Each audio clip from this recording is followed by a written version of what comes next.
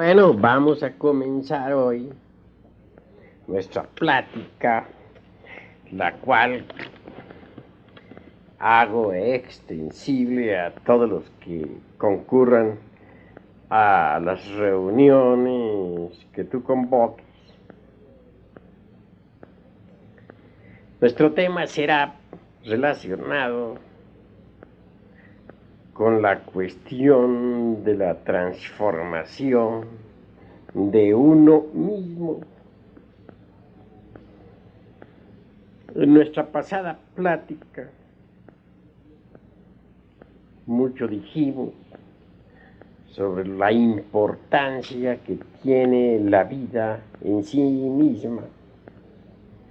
Dijimos también que un hombre es lo que es su vida, y que esta es como una película que al desencarnar nos la llevamos para revivirla en forma retrospectiva en el mundo astral, y que al retornar la traemos para proyectarla otra vez sobre el tapete del mundo físico. Es claro que la ley de recurrencia existe y que todos los acontecimientos se repiten, que todo vuelve realmente a ocurrir tal como sucedió, más las consecuencias buenas y malas. Eso es obvio. Ahora bien, lo importante es conseguir la transformación de la vida, y esto es posible si uno se lo propone profundamente. Transformación significa que una cosa cambia en otra cosa diferente. Es lógico que todo es susceptible de cambio. Existen transformaciones muy conocidas de la materia.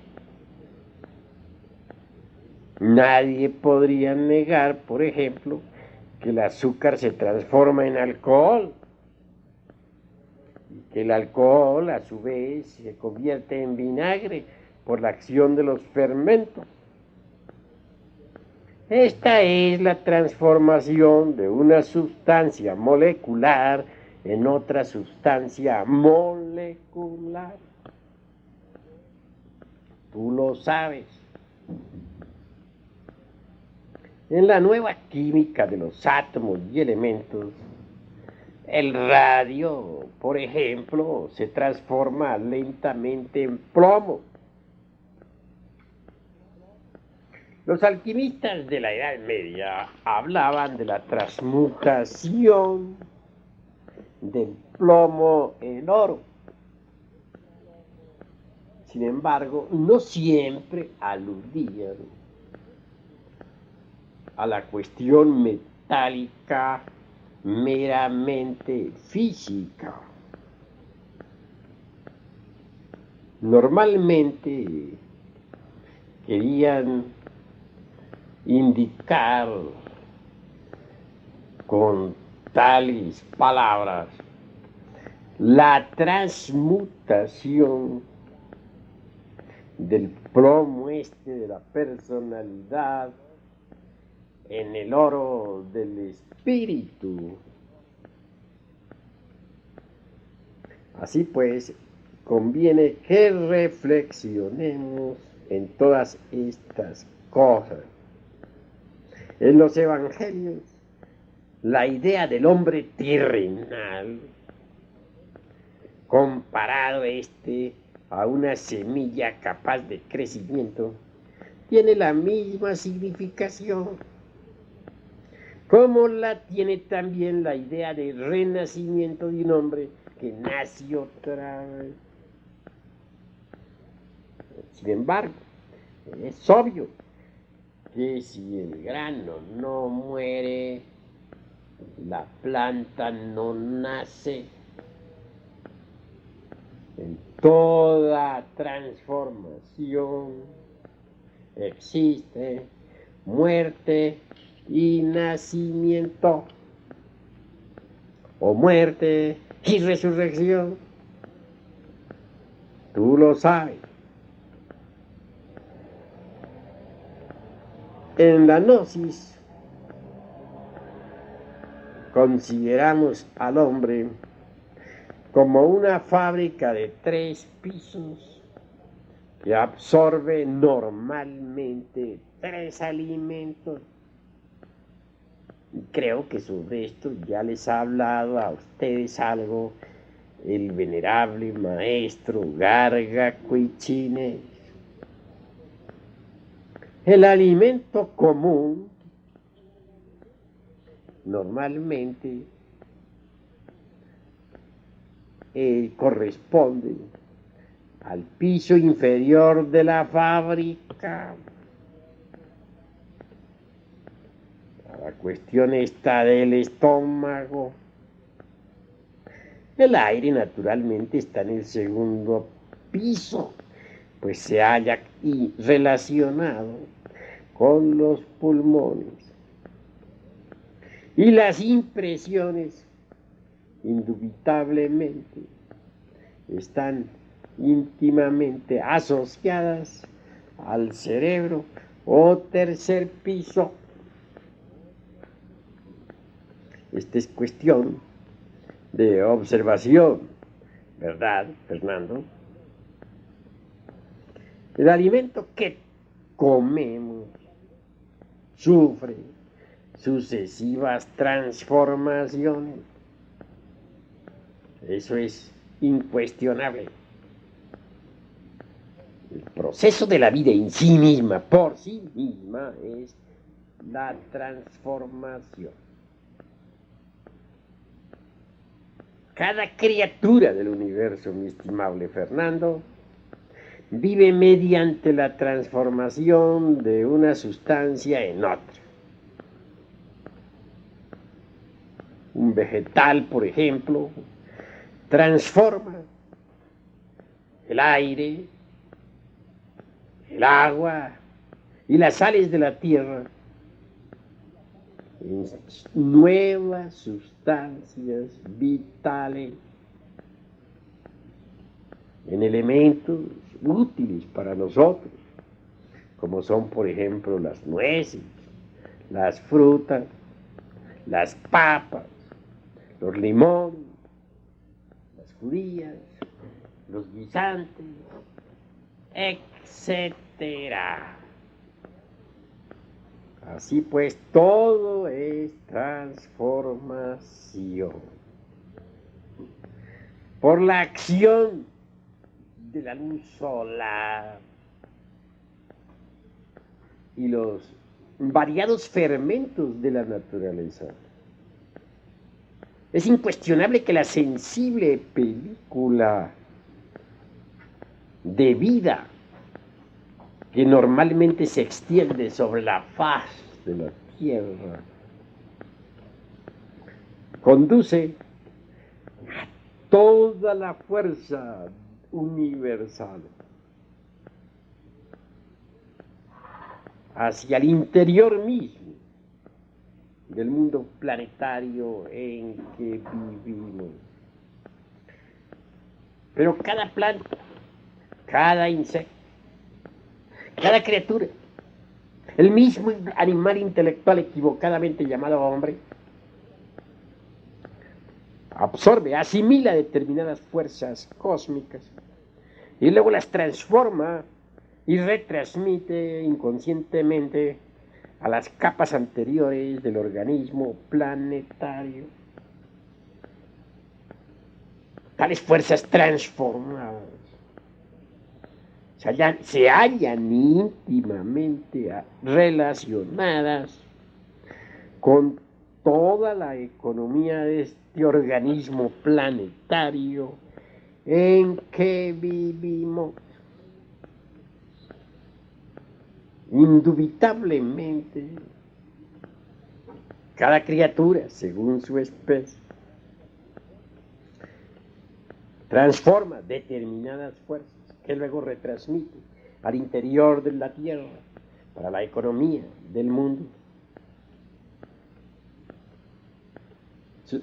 También las demás criaturas, las distintas especies, las plantas, etcétera, cumplen la misma función. En todo existe transformación. Así pues, la epidermis, dijéramos, de la Tierra es un órgano de transformación.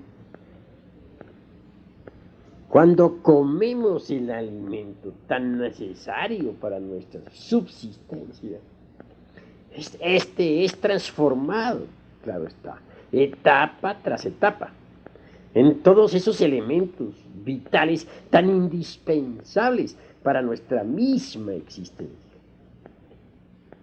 ¿Quién realiza dentro de nosotros ese proceso de transformación de las sustancias? El centro instintivo. ¿Cuán sabio está el centro? Realmente nos asombramos de la sabiduría de dicho centro. La digestión en sí misma, mi estimable Fernando, es transformación. Todos pueden ver que el alimento tomado en el estómago, es decir, en la parte inferior de esta fábrica de 3 pisos, que es el organismo humano, sufre transformación. Si un alimento, por ejemplo, pasara al estómago y no se transformara, el organismo no podría asimilar sus principios, sus vitaminas, sus proteínas. Eso sería sencillamente una indigestión. Así pues, conforme nosotros vamos reflexionando en esta cuestión, llegamos a comprender la necesidad de pasar por una transformación. Claro está que los alimentos físicos se transforman. Mas hay algo que nos deja mucho a la reflexión. No existe una transformación, por ejemplo, adecuada de las impresiones.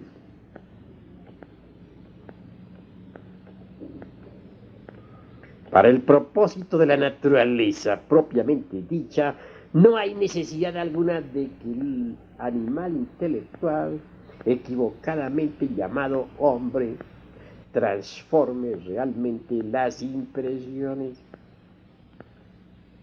Pero un hombre puede transformar sus impresiones por sí mismo, si posee naturalmente conocimiento, dijéramos, de fondo, esotérico, y comprende el porqué de esa necesidad.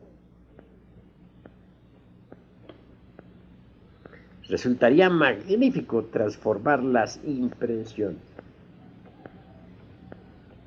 La mayoría de las gentes, como tú has visto, en el terreno de la vida práctica, creen que este mundo físico les va a dar exactamente lo que anhelan y buscan. Y ahí, mi estimable Fernando, una tremenda equivocación.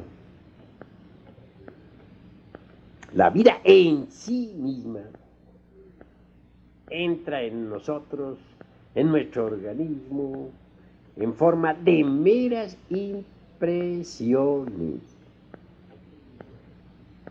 Lo primero que realmente debemos comprender es el significado de este trabajo esotérico relacionado íntimamente con la cuestión de las impresiones. Que necesitamos transformarlas es verdad. Uno no podría realmente transformar su vida si no transforma las impresiones que le llegan a la mente. Es urgente, pues, que los que escuchen este cassette reflexionen en lo que aquí estamos diciendo.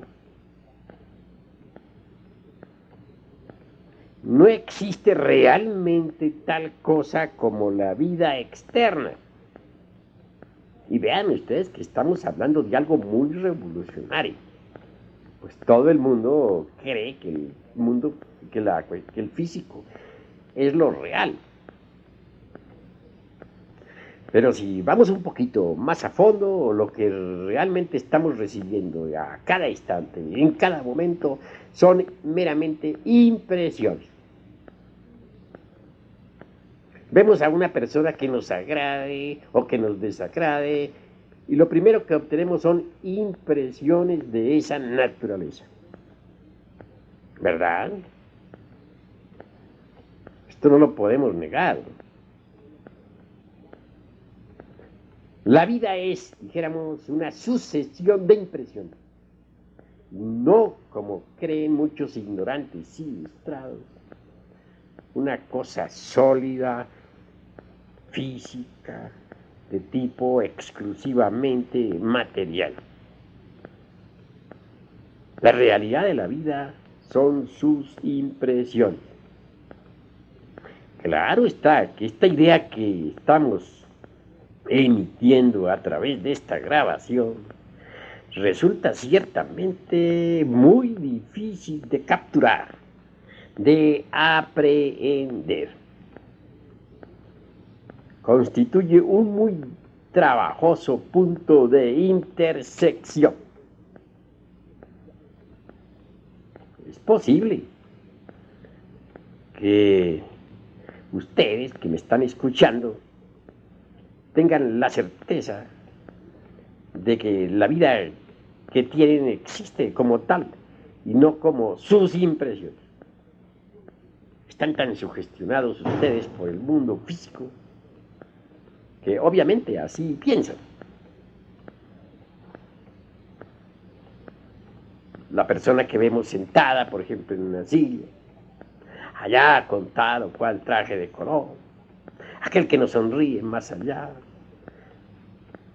aquel que va tan serio, etcétera, son para nosotros cosas reales, ¿verdad? Pero si meditamos profundamente en todo lo que vemos, llegamos a la conclusión de que lo real son las impresiones. Estas, como ya dije, llegan a la mente a través, claro está, de la ventana de los sentidos. Si no tuviéramos, por ejemplo, ojos para ver, ni oídos para oír, ni tacto para tocar, ni olfato para oler, etcétera, ni aun siquiera boca para gusto, dijéramos, para gustar los elementos que entran en nuestro organismo,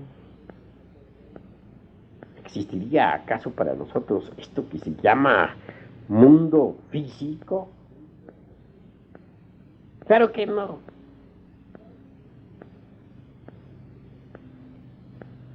Absolutamente no. La vida, pues, nos llega en forma de impresiones.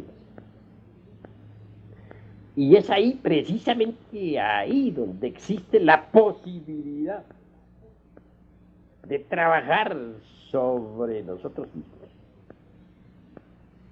Ante todo, si eso queremos hacer, pues hay que comprender, ¿no?, el trabajo que debemos hacer.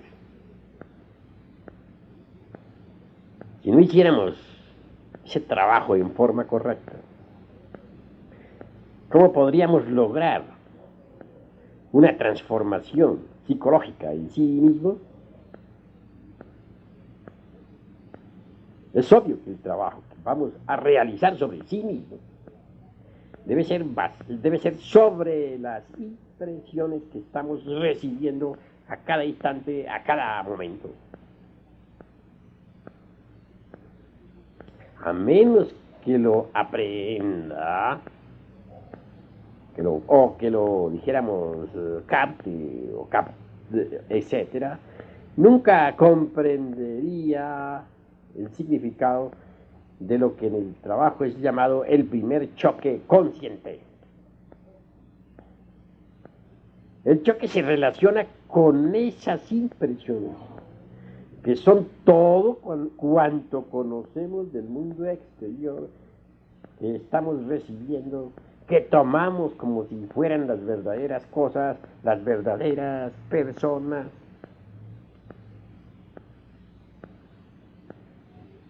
Necesitamos, pues, transformar nuestra vida, y esta es interna.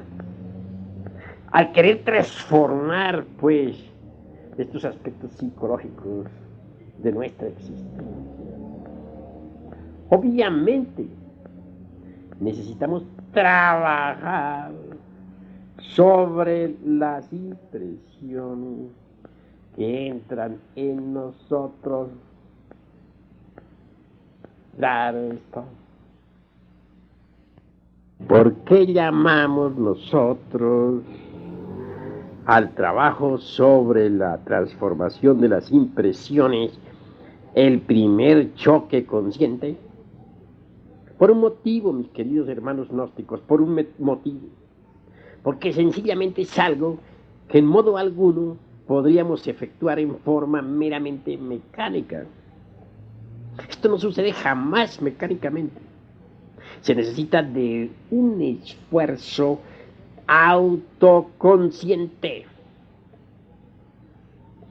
Es claro que un aspirante gnóstico que comience a comprender esta clase de trabajo,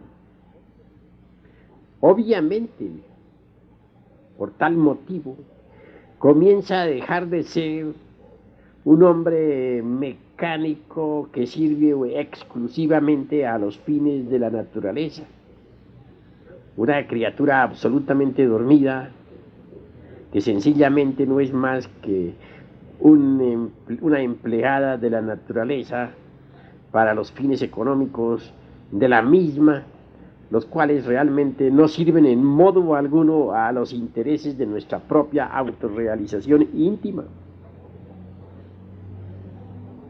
Si ustedes comienzan ahora a comprender el significado de todo cuanto en este cassette estamos enseñando, si piensan ahora en el significado de todo cuanto se les enseña a hacer por la vía, dijéramos, del esfuerzo propio, empezando con la observación de sí mismos, verán sin duda, mis queridos hermanos gnósticos, que en el lado práctico del trabajo esotérico, todo se relaciona íntimamente con la transformación de las impresiones y lo que resulta naturalmente de las mismas. El trabajo, por ejemplo, sobre las emociones negativas, sobre los estados de ánimo enojosos, sobre la cuestión esta de la identificación, sobre la autoconsideración, sobre los yoes sucesivos, sobre la mentira, sobre la autojustificación, sobre la disculpa y sobre los estados de inconsciencia en que nos encontramos, se relacionan en todo con la transformación de las impresiones y lo que resulta de ello.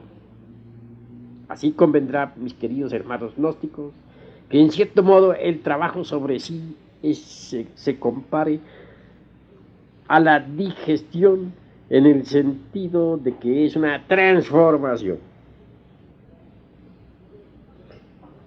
Quiero que ustedes reflexionen profundamente en esto. Comprendan pues lo que es el primer choque. Es preciso formar un instrumento de cambio en el lugar de entrada de las impresiones. No lo olviden. Si mediante la comprensión del trabajo ustedes pueden aceptar la vida como trabajo realmente esotérico, entonces estarán en un estado constante de recuerdo de sí mismo. Este estado de conciencia de sí los llevará a ustedes naturalmente al terreno viviente de la transformación de las impresiones. Y así normalmente o supranormalmente, dijéramos mejor, a la de una vida distinta en lo que a ustedes naturalmente respecta. Es decir, ya la vida no obrará más sobre todos ustedes, mis queridos hermanos, como lo hacía antes. Comenzarán ustedes a pensar y a comprender de una manera nueva. Y este es el comienzo, naturalmente, de su propia transformación. Porque mientras ustedes sigan pensando de la misma manera, tomando la vida de la misma manera, es claro que no habrá ningún cambio en ustedes. Transformar las impresiones de la vida es transformarse uno mismo, mis queridos hermanos gnósticos. Y solo una manera de pensar eternamente nueva puede efectuarlo. Todo este descanso, pues, radica exclusivamente en una forma, pues, dijéramos, radical de transformación. Si uno no se transforma, nada logra. Comprenderán ustedes que la vida nos exige, naturalmente, continuamente reaccionar. Todas esas reacciones forman nuestra vida personal. Cambiar la vida de uno no es cambiar las circunstancias meramente externas, es cambiar realmente las propias reacciones. Pero si no vemos que la vida exterior nos llega como meras impresiones, que nos obligan incesantemente a reaccionar en una forma, dijéramos, más o menos estereotipada, no veremos dónde empieza el punto que realmente posibilita el cambio y dónde es posible trabajar. Si las reacciones que forman nuestra vida personal son casi todas de tipo negativo, entonces también nuestra vida será negativa. La vida consiste principalmente de una serie sucesiva de reacciones negativas que van como respuesta incesante a las impresiones que llegan a la mente. Luego, nuestra tarea consiste en transformar las impresiones de la vida, de modo que no provoquen ese tipo de reacciones negativas a que estamos tan acostumbrados. Pero para lograrlo es necesario estarnos autoobservando de instante en instante, de momento en momento. Es urgente estar pues estudiando nuestras propias impresiones. Luego se puede dejar que las impresiones lleguen de un modo negativo, mecánico o no. Si no se lo hace, equivale a empezar a vivir más conscientemente. Es decir, uno puede permitir, darse el lujo de que la vida, las impresiones lleguen mecánicas. Pero si uno no comete semejante error, si transforma dichas impresiones, entonces comienza a vivir conscientemente. Por eso se dice que este es el primer choque consciente. Tal primer choque consciente radica precisamente en la transformación de las impresiones que llegan a la mente. Si no se consigue transformar las impresiones que llegan a la mente en el momento mismo de su entrada, siempre se puede trabajar en el resultado de las mismas e impedir, claro está, que produzcan sus efectos mecánicos, que siempre suelen ser desastrosos en el interior de nuestra psiquis. Todo ello requiere un sentimiento definido, una vibración definida del trabajo, una valorización de la enseñanza, porque significa que este esotérico trabajo gnóstico debe ser llevado hasta el punto, por así decirlo, donde entran las impresiones y son distribuidas mecánicamente a su lugar acostumbrado en la personalidad para evocar las antiguas reacciones. Quiero que ustedes vayan entendiendo un poquito más. Voy a tratar, dijéramos, de simplificar a fin de que ustedes puedan entender. Pondré un ejemplo. Si arrojamos una piedra a un lago cristalino, en el lago se producen impresiones. Y la respuesta a esas impresiones dadas por la piedra son las reacciones. Estas se manifiestan en ondas que van desde el centro hasta la periferia, ¿verdad? Bueno, ahora lleven ustedes, mis queridos hermanos gnósticos, este ejemplo a la mente. Imagínensela por un momento como un lago. De pronto aparece la imagen de una persona. Esa imagen, dijéramos, es como la piedra de nuestro ejemplo. Llega al lago de la mente. Entonces la mente reacciona en forma de impresiones, ¿verdad? Digo, en forma de reacciones. Las impresiones son las que producen la imagen que llega a la mente. Las reacciones son la respuesta a tales impresiones. Si ustedes tiran una pelota contra un muro, el muro recibe la impresión, pero luego viene la reacción que consiste en que inconscientemente pues regresa la pelota hacia quien la mandó. Bueno, puede que no le llegue directamente, pero de todas maneras rebota la pelota y eso es reacción, ¿verdad? El mundo todo está formado por impresiones. Por ejemplo, nos llega la imagen de una mesa. Es una imagen que llega a la mente a través de los sentidos. No podemos decir que ha llegado la mesa, que la mesa se ha metido entre nuestro cerebro. Eso sería absurdo. Pero sí se ha metido una imagen de la mesa. Y entonces nuestra mente reacciona inmediatamente diciendo esto es una mesa. Y es de madera o es de metal, etc. Creo que ustedes me van entendiendo, ¿no? Bien, ahora hay impresiones que no son muy agradables. Por ejemplo, las palabras de un insultador no son, por cierto, bastante hermosas, que se diga, ¿no? Podríamos, dijéramos, transformar esas palabras del insultador. No, las palabras son como son. Entonces, ¿qué podríamos hacer? Transformar las impresiones que tales palabras nos producen. Sí, eso es posible. Y la enseñanza gnóstica nos enseña a cristalizar la segunda fuerza, es decir, al Cristo en nosotros, mediante un postulado que dice: hay que recibir con agrado las manifestaciones desagradables de nuestros semejantes.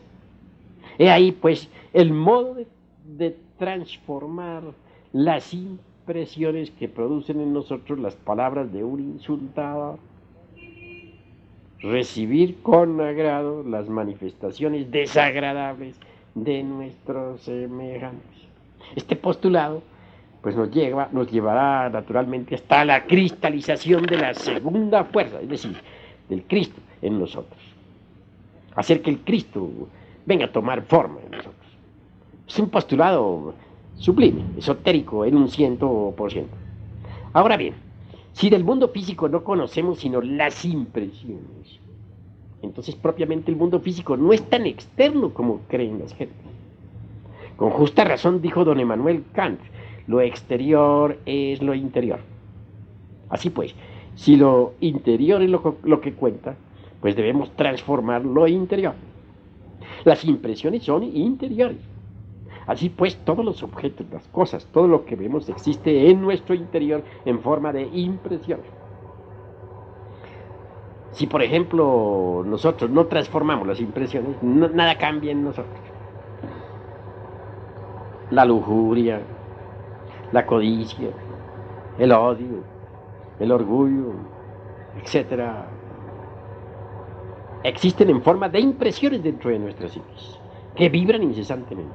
Y el resultado mecánico de tales impresiones han sido todos esos elementos inhumanos que llevamos dentro y que normalmente los hemos llamado yos o yoes, que en su conjunto constituyen el mí mismo, el sí mismo. ¿Verdad? Supongamos que un individuo, por ejemplo, ve a una mujer provocativa y que no transforma sus impresiones.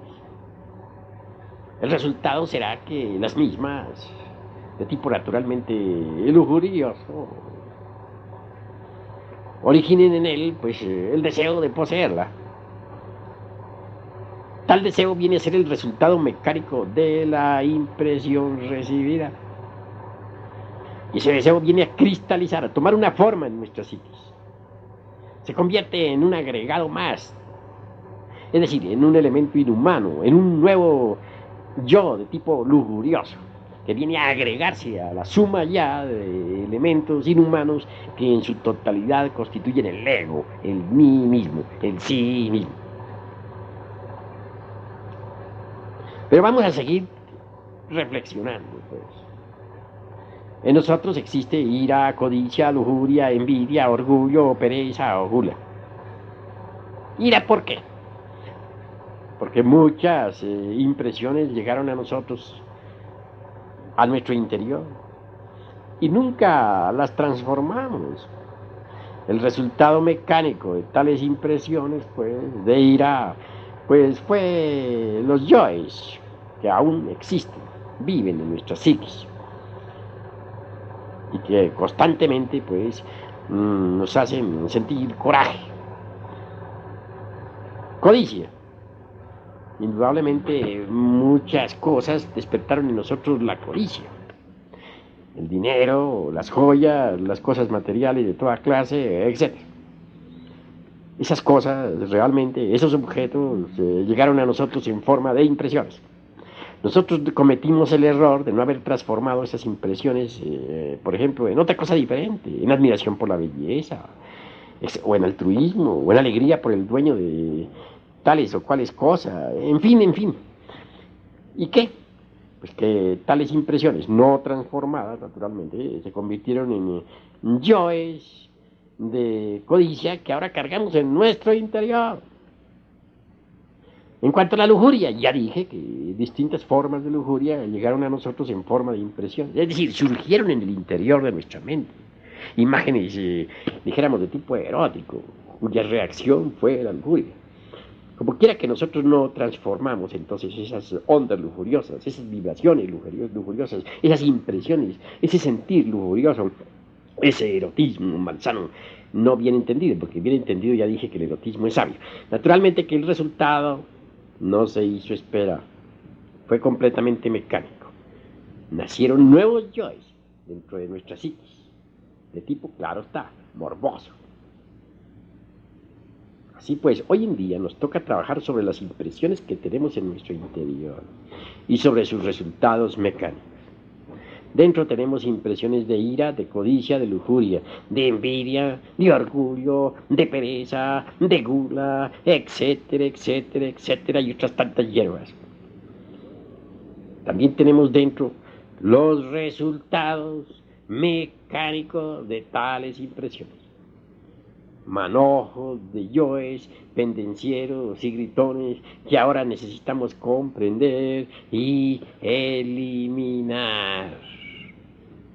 Todo el trabajo de nuestra vida versa, pues, en saber transformar las impresiones y también en saber eliminar, dijéramos, los resultados mecánicos de impresiones no transformadas en el pasado.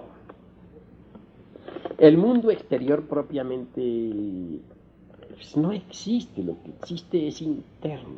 Las impresiones son interiores y las reacciones con tales impresiones son de tipo completamente, dijéramos, interior. Nadie me podría decir que está viendo a un árbol en sí mismo. No. estará viendo la imagen del árbol, pero no al árbol. La cosa en sí, como decía don Immanuel Kant, nadie la ve. Se ve la imagen de la cosa. Es decir, surgen en nosotros las impresiones sobre un árbol, sobre una cosa. Estas son internas, son de adentro, son de la mente. Si uno, por ejemplo, no hace una modificación de sus propias impresiones internas, el resultado mecánico no se deja esperar.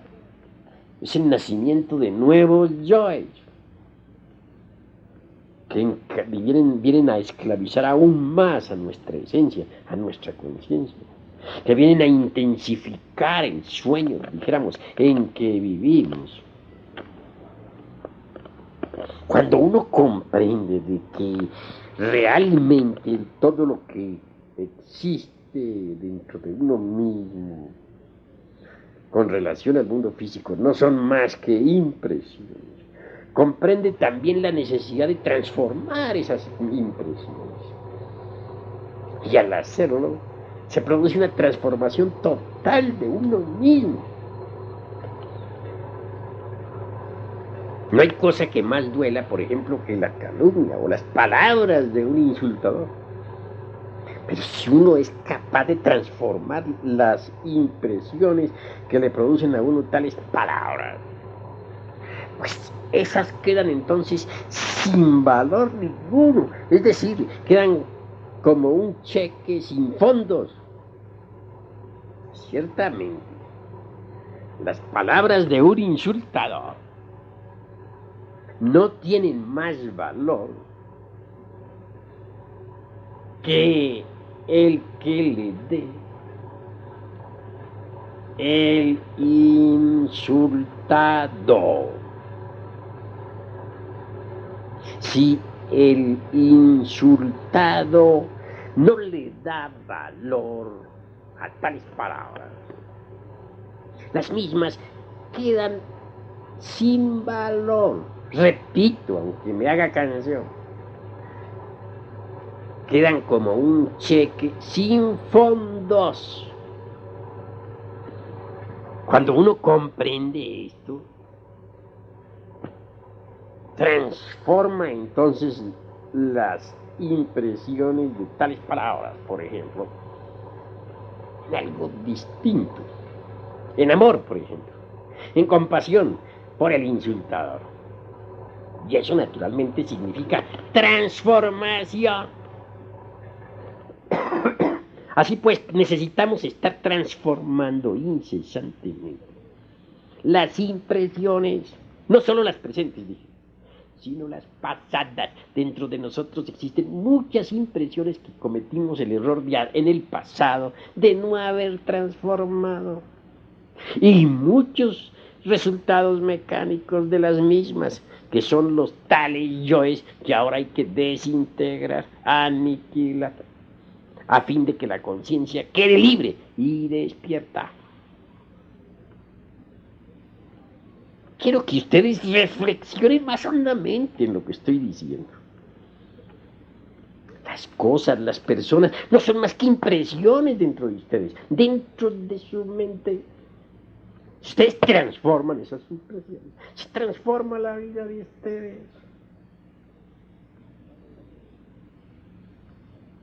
Cuando hay, por ejemplo, orgullo, este tiene por basamento la ignorancia. ¿De qué puede sentirse, por ejemplo, orgullosa una persona? ¿De su posición social? ¿De su dinero? ¿De qué? Pero si esa persona, por ejemplo, piensa en que su posición social es una cuestión meramente mental, es una serie de impresiones que han llegado a su mente, impresiones sobre su estado social,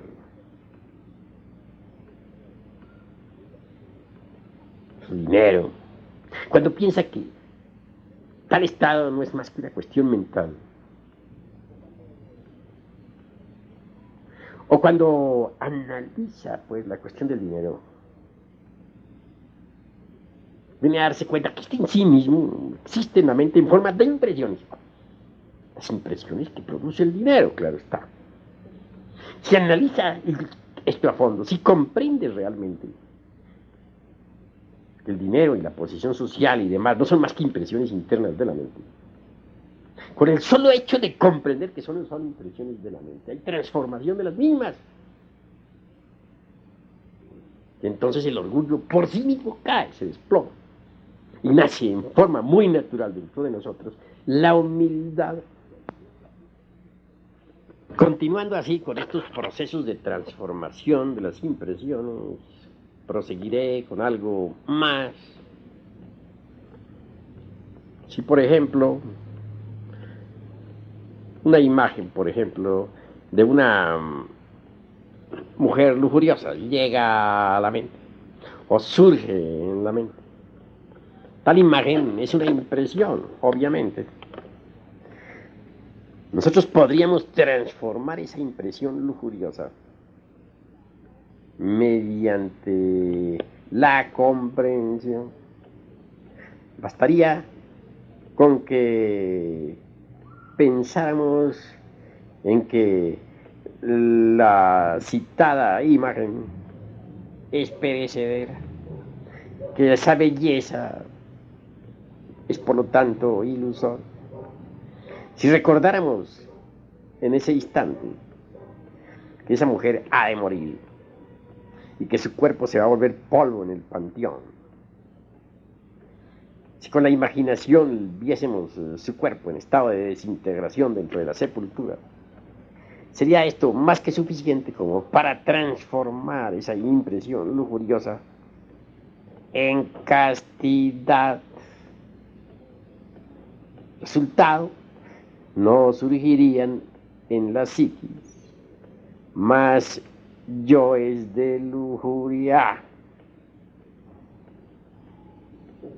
Así pues, conviene que mediante la comprensión transformemos las impresiones que surgen en la mente. Creo que los hermanos van entendiendo que el mundo exterior no es tan exterior como normalmente se cree, es interior. Pues todo lo que nos llega del mundo no son más que impresiones internas. Nadie podría meter un árbol dentro de su mente, ni una silla, ni una casa, ni un palacio, ni una piedra. Lo que hay dentro de nuestra mente no son sino impresiones.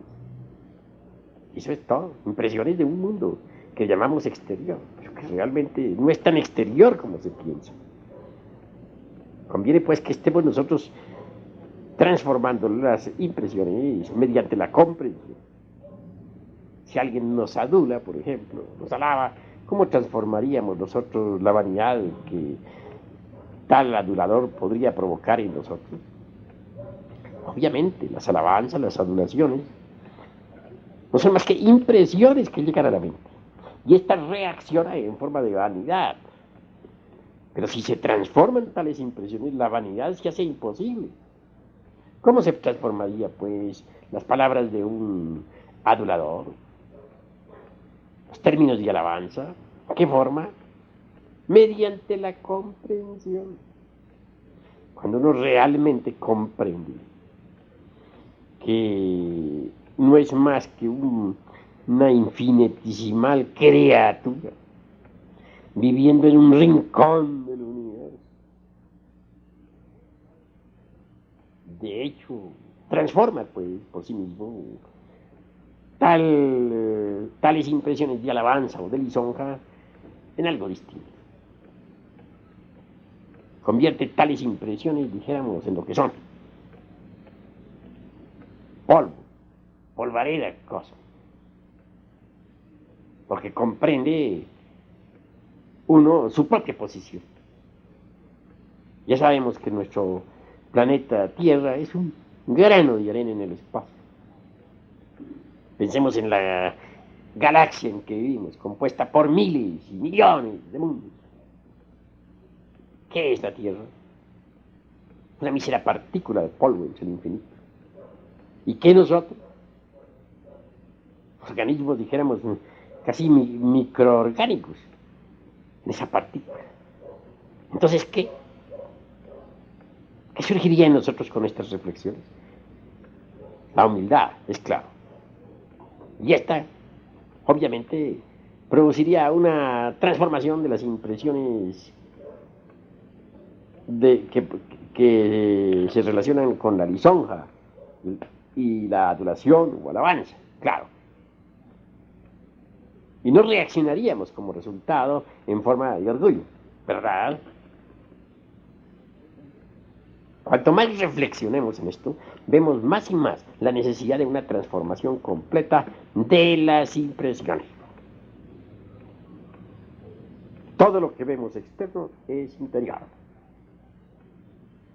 Luego, si no trabajamos sobre lo interior, vamos por el camino del error, porque no modificaríamos entonces nuestra vida.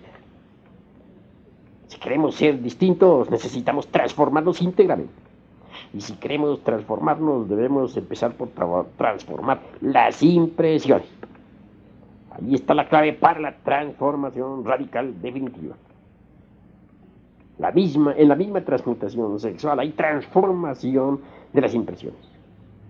Transformamos las impresiones animales, bestiales, en el elemento de la devoción. Entonces surge en nosotros la transformación sexual, la transmutación.